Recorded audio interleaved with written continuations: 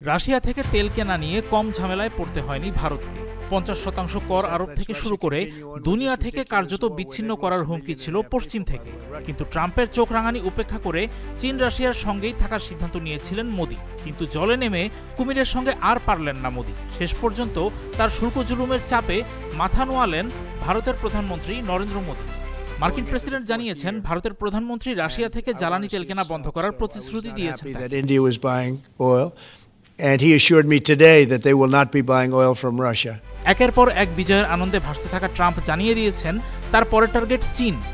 রাশিয়ার মিত্র হিসেবে পরিচিত দেশটিকেও একই লাইনে আনবেন বলে ঘোষণা দিয়েছেন মার্কিন রাষ্ট্রপতি।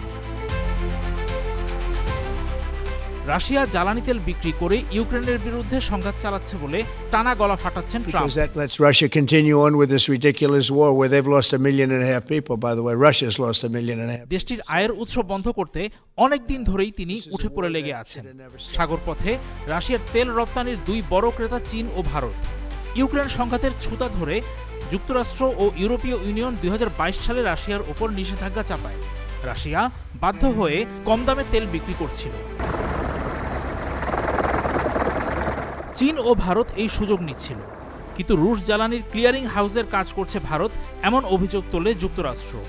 ভারতের যুক্তরাষ্ট্রের রপ্তানির ওপর শুল্ক আরোপ করেন ট্রাম্প।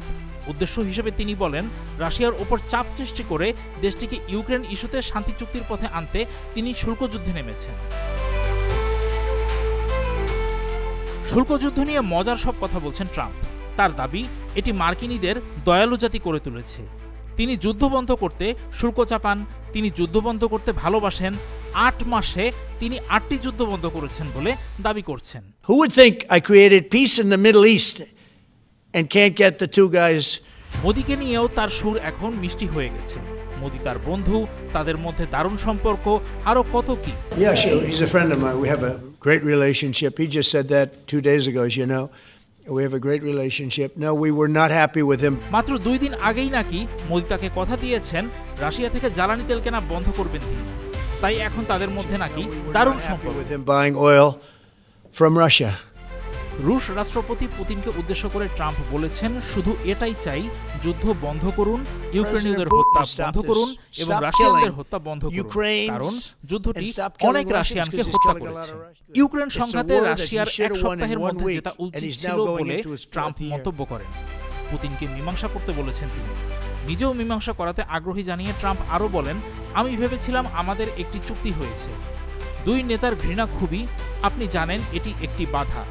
কিন্তু আমি মধ্যপ্রাচ্যে শান্তি প্রতিষ্ঠা করেছি, এখন 2 নেতার মধ্যে মীমাংসা করতে পারবো না। If India doesn't buy oil, it makes it much easier.